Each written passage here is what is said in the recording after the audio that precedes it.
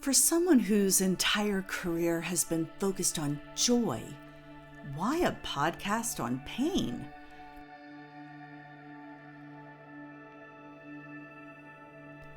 Because these stories need to be told. A good phoenix rising out of the ashes story reminds us all that not only can we survive, we can thrive. And when we emerge, we're different. That's the alchemy of pain.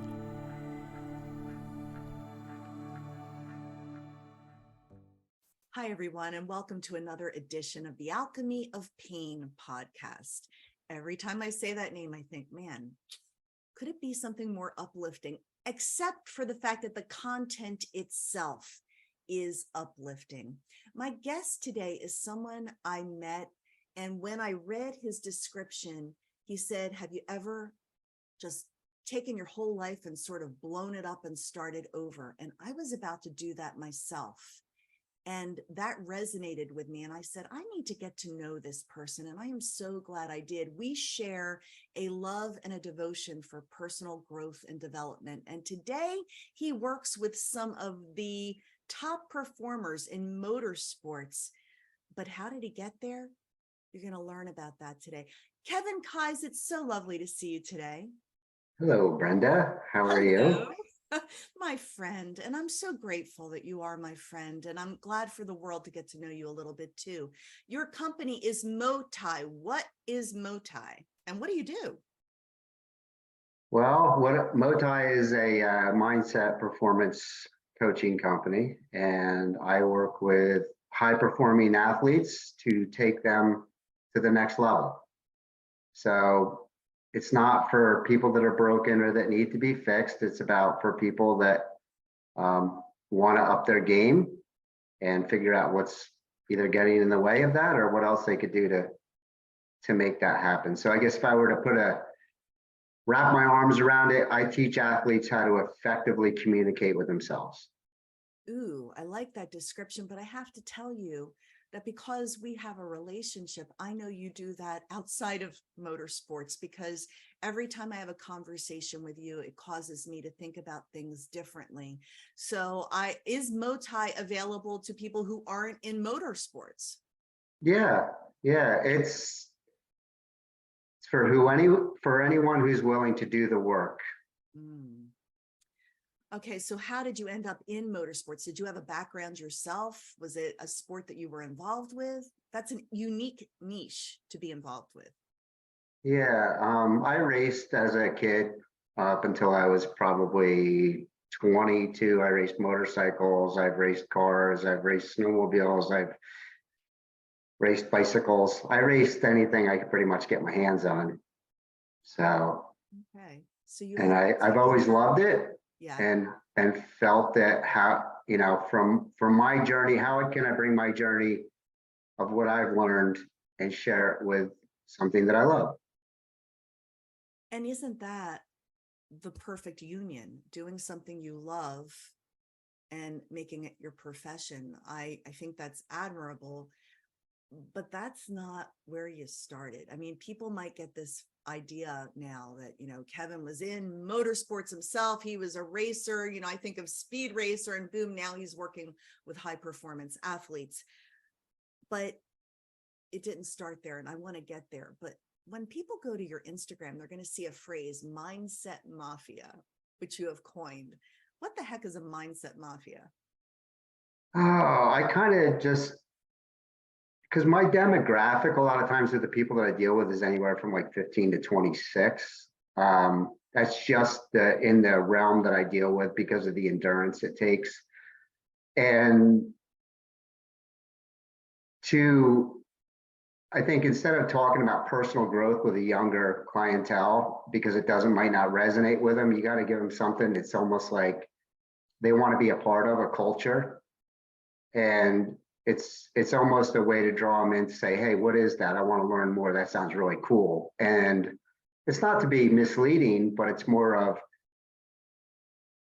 another way than, you can do it. It's like there's a little bit of an edge to it that says, hey, let me learn more about this. And it doesn't feel Like You know, eating because I your work with, vegetables. what's that? It doesn't feel like eating your vegetables. Yeah, It's kind of. something And it that they doesn't can feel relate to. there's not like a vulnerability to it so much where it's like, because I'm dealing with a lot of alphas, you know, and it's like just a way to say, hey, this can be alpha too. It's just going to be the way you look at it. Ooh, so one of my other questions was, what are the particular challenges of dealing with high performance athletes and their mindset? And would you say that alpha kind of ego, you have to have a healthy ego to get in there and do this work, which is really, it can be dangerous. It's highly competitive, and I'm sure they get in their heads. Well, yeah, we all do for sure, right? That's life in general. I chose to work with people that are really willing to do the work.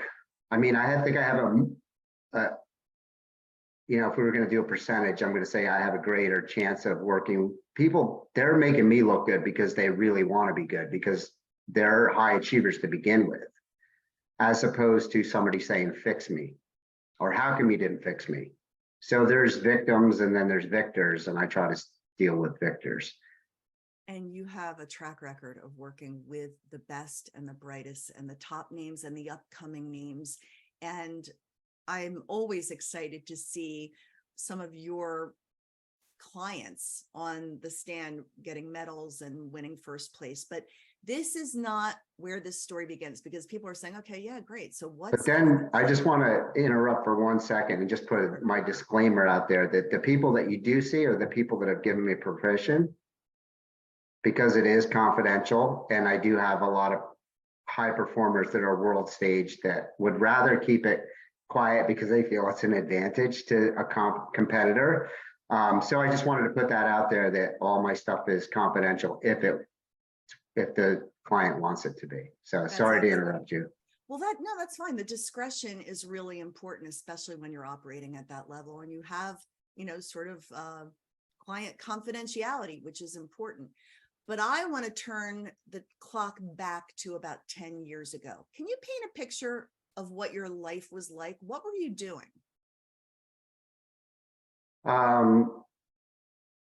10 years ago or back to what's that? Back Sorry. to the car wash. Yeah, I mean, my parents had built a car wash in 1983 when I was, in high school, and really was not my ideal dream by any means. But it was comfortable, I guess. Even though it was uncomfortable, it was comfortable because I had some limiting beliefs. I wasn't smart enough to do the things that I really wanted to do. I had experienced some anxiety at that point in my life also. So it was kind of a safe place, even though it was not in alignment with Kevin whatsoever. So yeah, I did that and worked 7 days a week for 20 something years in the Okay, weather. so let's really dig into it, because I remember you telling me about this and it really painted a picture for me. Freezing cold New Jersey weather, holidays. Like, give me your most awful memory of being in the car wash and doing it 7 days a week. Yeah, and I don't want it to paint it like a victim, but I probably made it harder than it needed to be, right? So where I was at was Northwest New Jersey, right on the border of the Pocono Mountains. And when you get salt on your vehicles, you have to wash it off or it rusts them. So we're actually busier in the winter. And it was a self-service car wash where the people would get out and do it themselves, coin operated. So you had to keep the walls chipped of ice.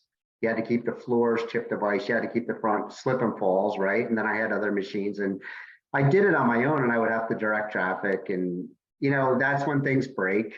And that's when it's the most miserable weather. That's when it's the longest days. So, yeah, I mean, I've had pneumonia, I've had broken legs, I've had everything, and I've gone to work because that's what you do,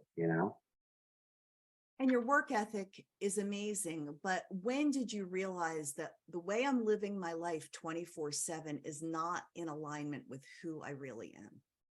Oh, probably right in the beginning. So how long did it take for you to finally say enough?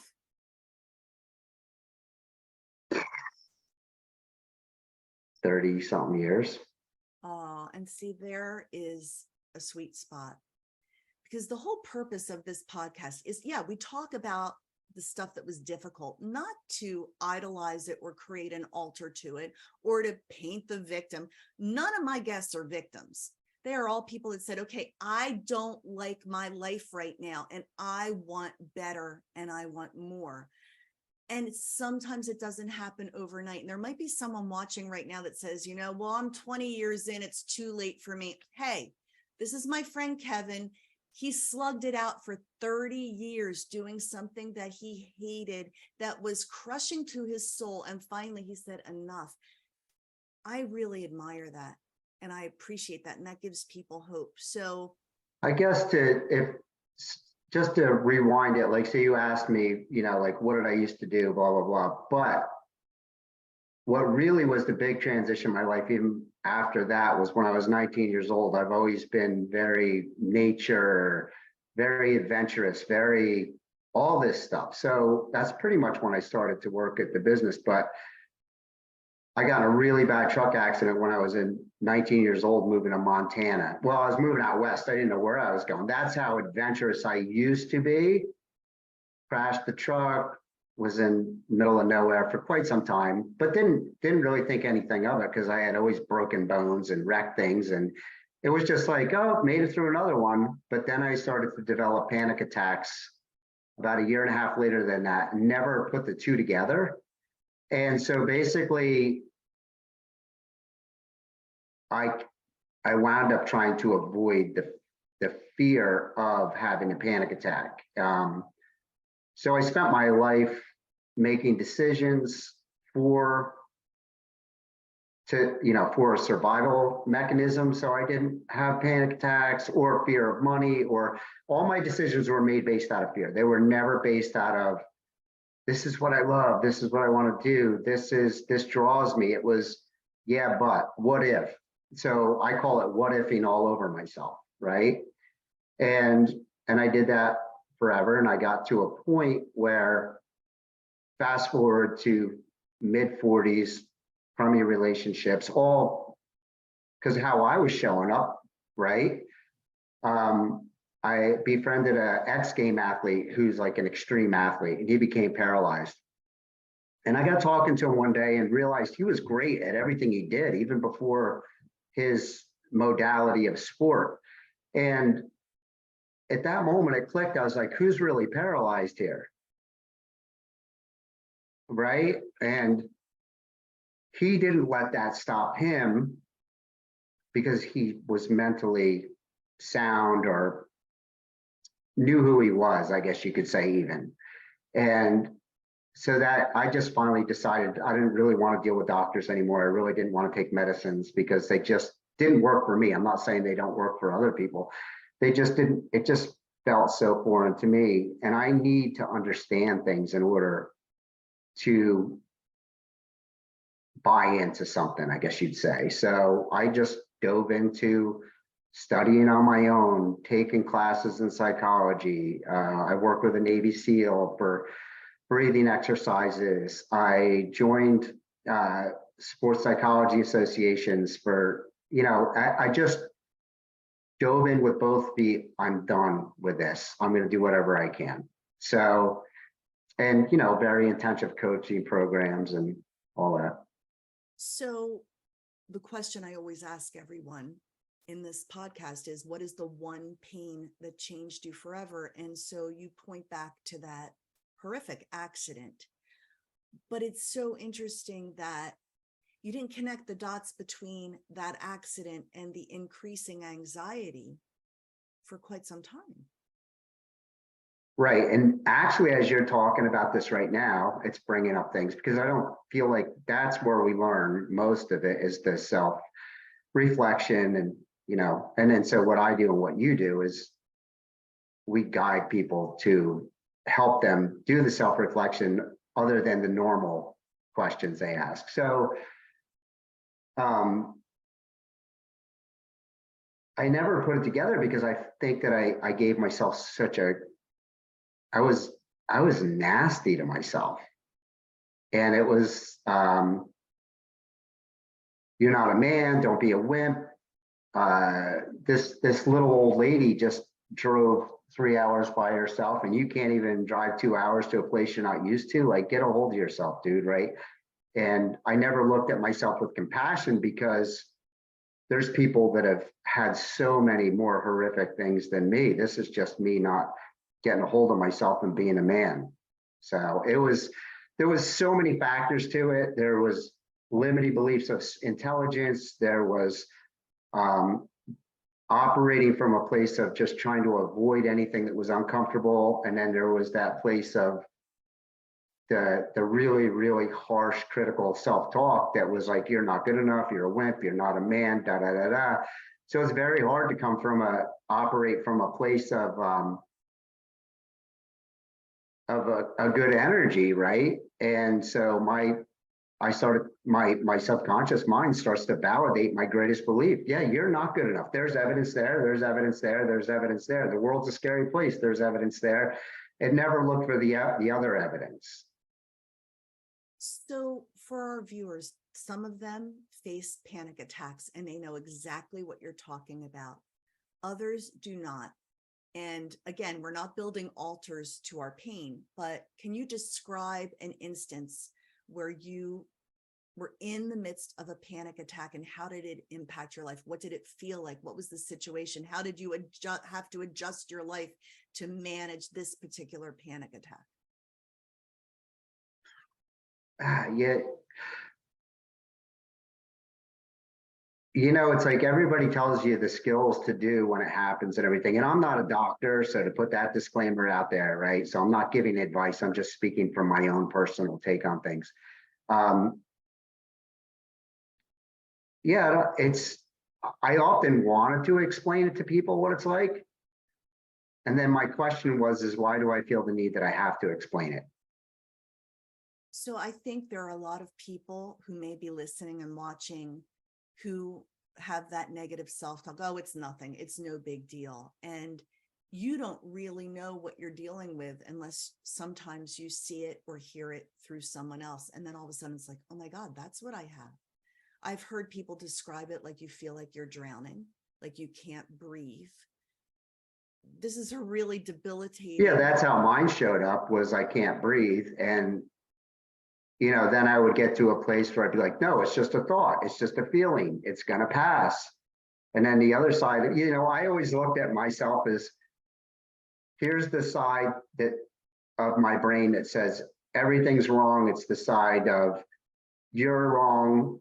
And then there's the ultimate side of me that's like, I got this today and I'm going to go do this. And life is meant to be great. And then there's the other one that would creep in and rear its ugly head and say, you know, no, you can't. And it's easier to go this way a lot. Yeah. But you have to train yourself. And as far as like panic attacks and anxiety, there's tricks, right? But I really just feel like it's getting to know who you are and what works best for you, right? So I do believe, like, you hear people say it, like your pain becomes your purpose and this and that. And it sounds great when you're on the other side of it. But when you're in it, it's really hard to see the other side or see the possibilities, right? But I think the reason that I got to where I guess, and I'm actually getting emotional, which I don't do because I hate that other people have to go through this. And this is why I'm doing this. I do this because I don't want anybody else to ever suffer. And racing is just, you know, it's still a dream, and there's still limiting beliefs, and there's still these worries that they shouldn't be focused on. But I have a little bit of an edge to me too. So it works for, I can balance it better here. Sorry if I'm getting a little off track, but you know, it's just about, I think when you find out something that you truly love and truly are and truly want, that's your magic pill. And I'm not saying that people don't need medication, but for me, my medication became serving others and realizing how I operate at my best, which is being super creative, which is this, which is that. And I actually came up with my own personal philosophy based off of my values. It was more of a vision and a philosophy. So my vision is to continue to awaken the power within, so I may fear less and creatively inspire others to do the same. So that is my North Star. When I start to get out of whack, I can check in and ask myself that question: am I in alignment? If the answer is no, what do I have to do to get back in alignment? If the answer is yes, hey, cool, keep doing that, because it's true to me, right? And that's what I think so many people get off track is, well, this person does that, that person does that, I need to be like that, and then I'll feel better, or I need this shiny object, or I'll feel better. So yeah, I'm kind of getting all over the place, but it's, and then for me, like when people used to say self-love, I like literally would feel like I was gonna throw up, right? It's like, that you don't do that. That's dudes don't do that, right? That's the money phrase right there, because I love that you are speaking to an audience that there are men out there who think it's a shameful thing to own information like this, to even acknowledge it, and who were where you were. But man, I'm so glad you're telling the story, Kevin, because it doesn't diminish you as a man. In fact, it makes you a fully realized man, to own what you've been through, the tools you apply, and learning who you are and being in an alignment with who you are. It's a powerful place to be. And I appreciate you sharing that it didn't just, you didn't wake up one morning and it's like, yay, okay, I get who I am. And it all makes sense now. No, you did work. You did the Well, the work. only thing that ever diminished me of being a man was my thoughts of what a man was, right? And I think a man, or somebody that has guts or whatever else you want to call it, is the guy that, you know, so the other part, my philosophy is better than yesterday, not as good as tomorrow. And I don't care what that looks like, right? So, and it's like with the athletes I deal with, there's so many of them that are like, I have to win. I have to get this result. I have to do this. And then I always bring them back to, what do we got to do to make that happen?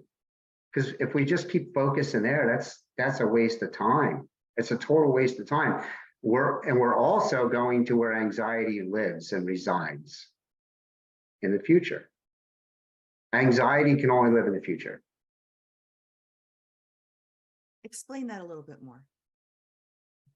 I don't know. Think about the times you've been anxious, right? Where are your thoughts? What you don't want to happen? What could happen? Well, it's all happened. These are all things projected out into the future. But when we can learn how to be in this moment and show up the best in this moment, that's all we have control over. So it doesn't always have to be woo-woo, right? Like personal growth doesn't mean like we're going to run around and we're going to, you know, and neither does meditation. Like people think meditation right away. You know, it's like when I work with my clients, if I say meditation, they're gone, man. Like, you know, it's like, what's this guy want me to do? So, you know, I'll call it being present. And so being present is going to get us closer to flow. Everybody wants to be in flow, right? And I'm not lying to anybody, but when we're fully present and fully checked in with, are my thoughts in alignment with where I want to go?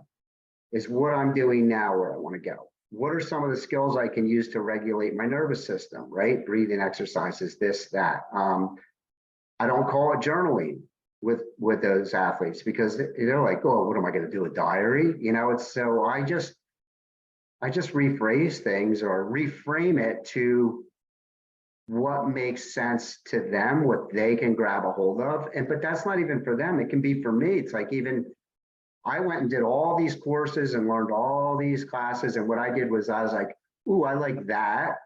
Put that in the cart. I like that. I'm going to put that in the cart. I'm not taking a whole shelf with me, but I really dig these things. And then what I did was I was the guinea pig. And I was like, let me try this, let me try that. And then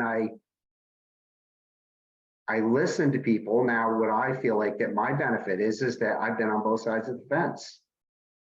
I've been on this side, the what ifs, the worry, and I've been on the side of real high performing. And I still have my days of the in between, right? And the days of the in between are like, all right, what would I tell one of my clients in this situation? And they also motivate me to say to myself to be like, am I walking my talk? I always say you can't give it if you don't live it, and you are living it, Kevin. So this is where the tools kick in. And I love that you're saying, look, you're not always in the sweet spot. We have this little area that it could go either way sometimes. And that's where the tools kick in. And I like how you said, not everybody's tool. You don't take every tool. You take what works for you. What are the tools? You mentioned journaling, you mentioned meditation, even though you don't use those words with your clients. What are some other tools, and what did you learn that changed your life? I think number one is self-awareness, because you can't course correct without being aware, right? And then the willingness to do the work. And not say like, don't make it about like, I have to or I need to because this stinks. I hate being here. It's like, what's it going to feel like when I'm there?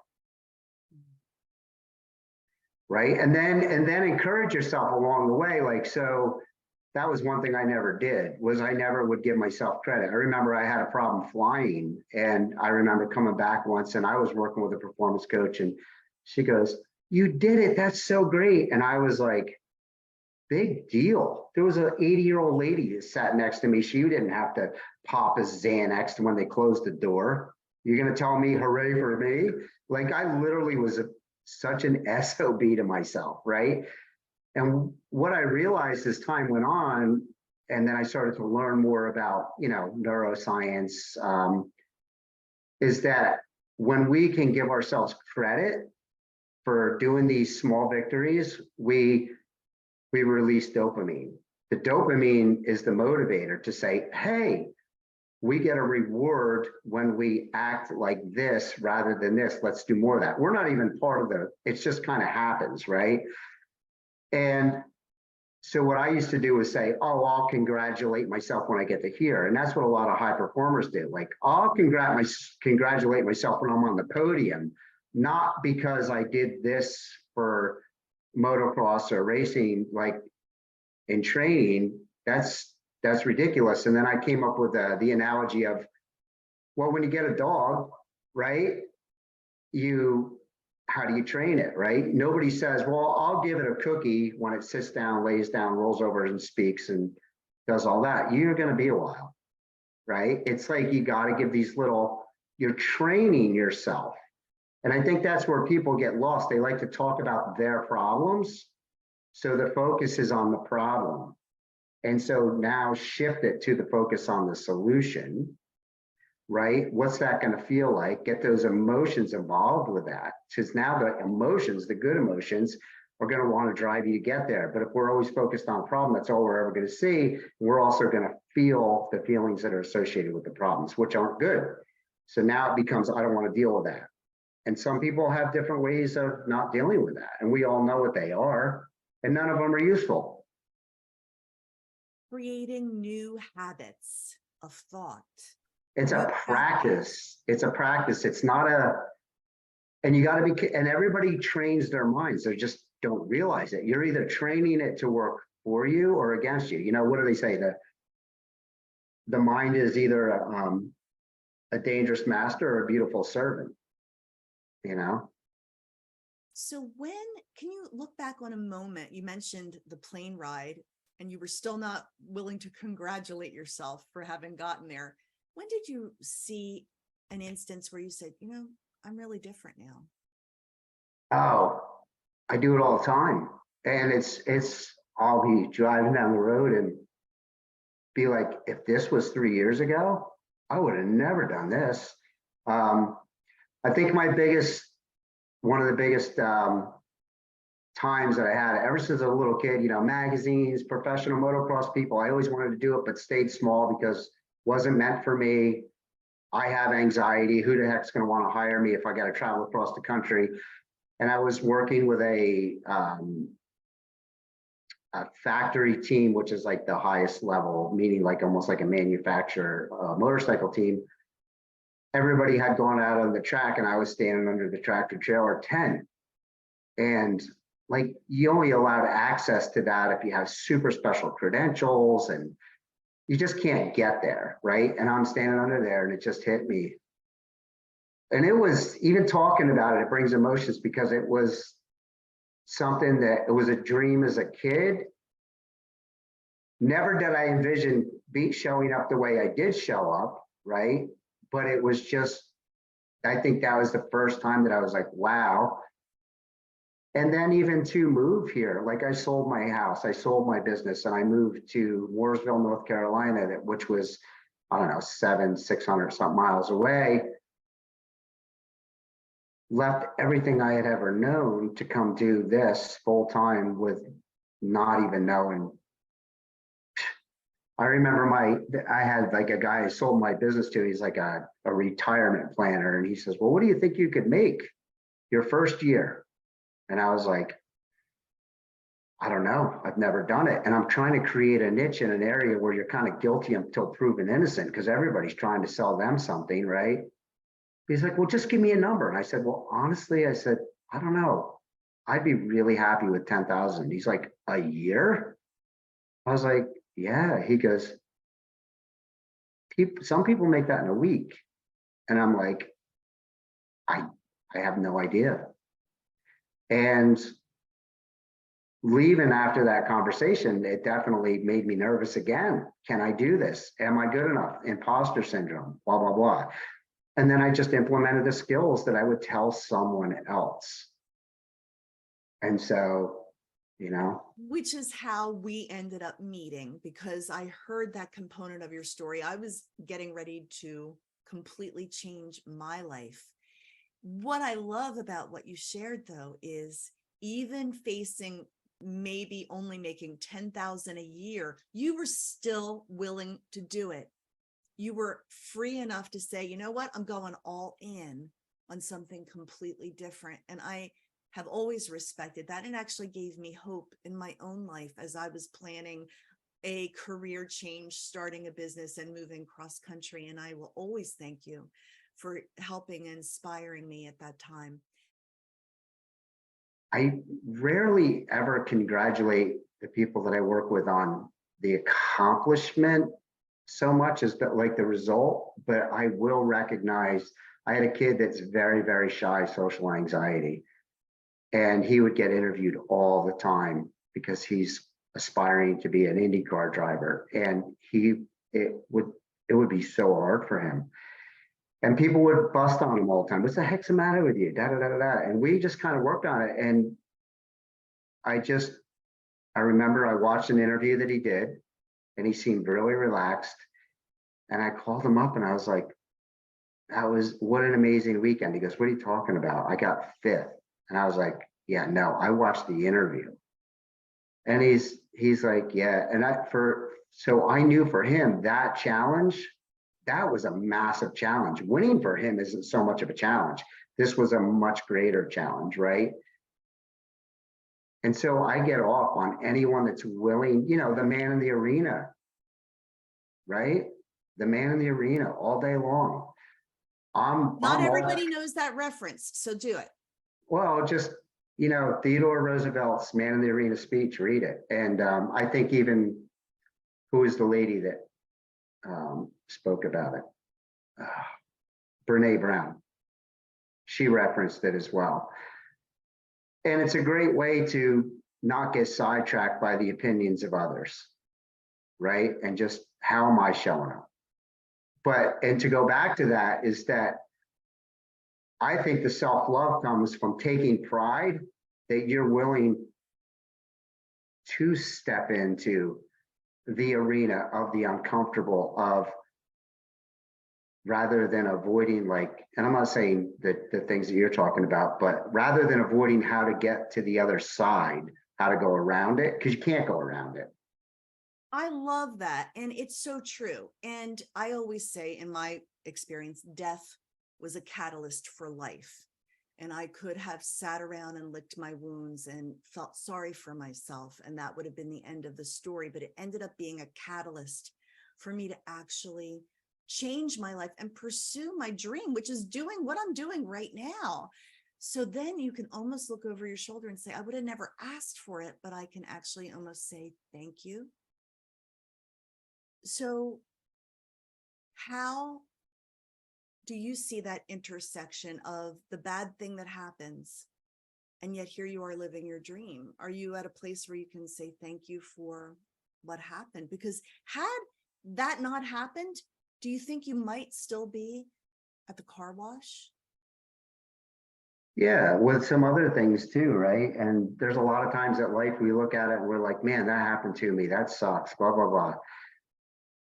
And then later to find out, well, wait a minute, I think that happened for me. And I think it's when you really start to look at life like that, that's when you can get that catalyst, that forward momentum, right? And I don't think everybody needs to experience big pains and everything to get there where they want to go. What I really concentrate on, who are you at your core? What matters most to you? Like literally, when it's all said and done, when you're looking back on life, what matters, how do you want that to look like, right? What do you want that to look like? What do you want it to feel like? And then everything else in between should fall into place. So I kind of equated to like having a GPS, right? This is where I want to go. Okay, type that in. This is where I am. This is my starting point. This is who I am. How do I get there? You kind of lay that out. I'm going to, this is how I'm going to talk my life, this and that. And then we're cruising down, and then all of a sudden we're like, oh, look at that. That would make me feel good. And we go off, and then the awareness, reroute, get back on course. Not, what am I, an idiot? Why did I go here? Why can't I ever do anything right? No, just reroute and get back to where you want to go. And it sounds simple, and I know I'm kind of a little bit all over the place today, but no one's going to deny my passion.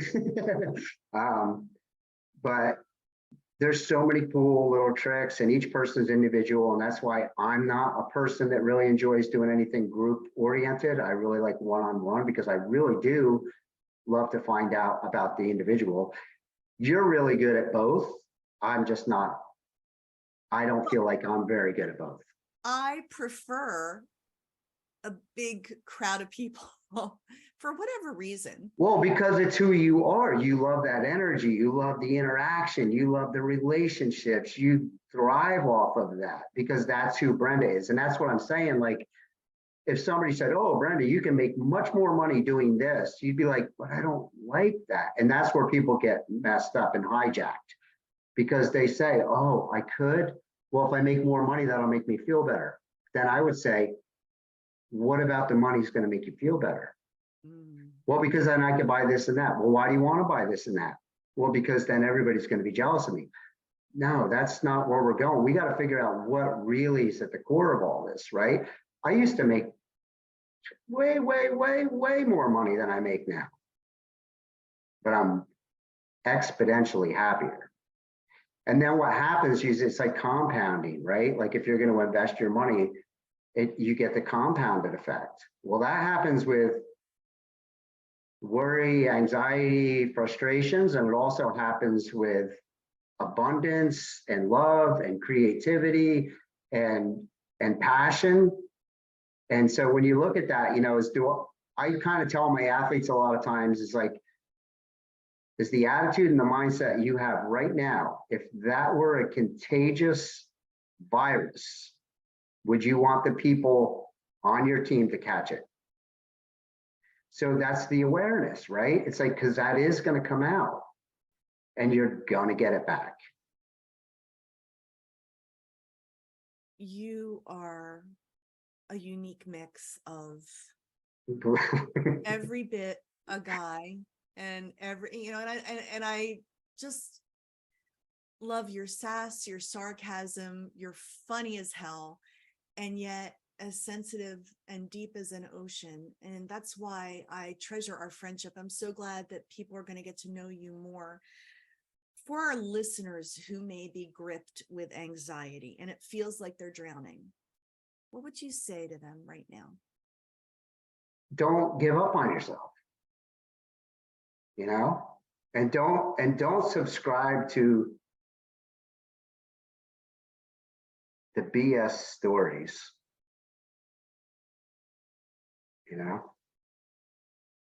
That are playing in their head? Yeah, so I believe that, most of us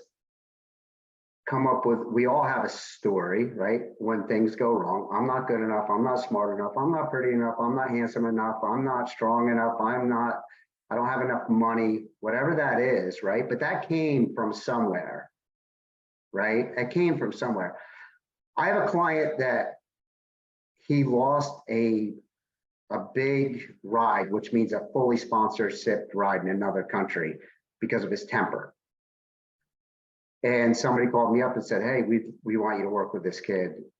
And I says, well, he's got to call me. He's got to want to do it. So he called up and I said, I don't know. I said, that's kind of like, that might be out of my wheelhouse, right? He's like, no, I don't want to talk to anybody else. I want to try you out. And so I just asked a bunch of curious questions. Where did this, when did you start to develop a temper? And he was telling me about a story about when he was in 7th grade, went to a new school, people came up behind him and they pulled his shorts down, right? Well, when they pulled his shorts down, his underwear came down.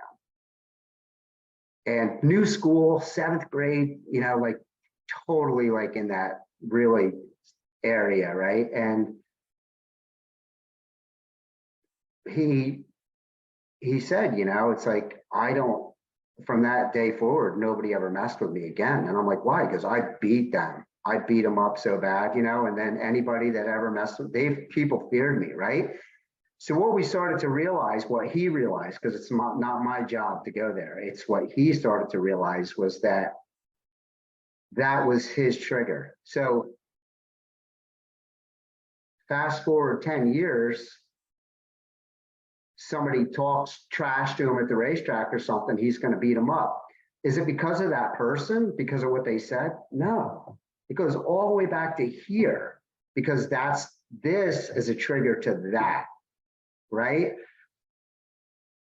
He realized that was a survival tactic for 7th grade. It's no longer needed. So we can let that go. That's a breakthrough, and you help people achieve. Oh, and he's crushing it now. And I don't, he figured it out. He discovered it. I just, it's kind of like what you do too. You're not really telling people what to do. You're just very well, like, you ask great questions. I always knew you were good at what you did, but you and I never really did this. And I'm like, you're asking me questions. I'm like, damn, she's pretty good at this.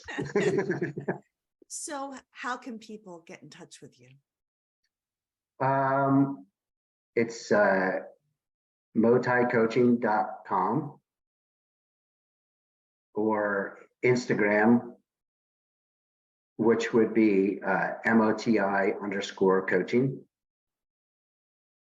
And any high performance individual, you don't have to be in motorsports if you want to be a high performance individual. But I have to caution you, you got to be willing to do the work, to work with Kevin Kais, because he will challenge you to think differently, as he has me. Any final words for our audience, Kevin? Oh man, I could, I'm sure after this says I'll come up with all kinds of stuff, but just don't focus on the problem, focus on the solution. And get out of your own way. And that, I always look in every interview for what the title of it will be. And I love get out of your own way. That is such a Kevin way of saying it. And yet hearing your backstory is really going to inspire many. Thank you so much for giving us time today. I appreciate you so much. Hope to have you back because you know what? You're always changing. When I talk to you next year, who knows who Kevin Keyes will be because you're constantly growing and changing. And I admire that about you. Right back at you. And thank you for tuning into this edition of The Alchemy of Pain. If you know someone who has been through pain, come out the other side and become something amazing on the other end of it, just like my friend Kevin Keyes, please send them my way. I'd be honored to interview them and tell that story too, in the hope of inspiring others. So with that, have a great day, everyone.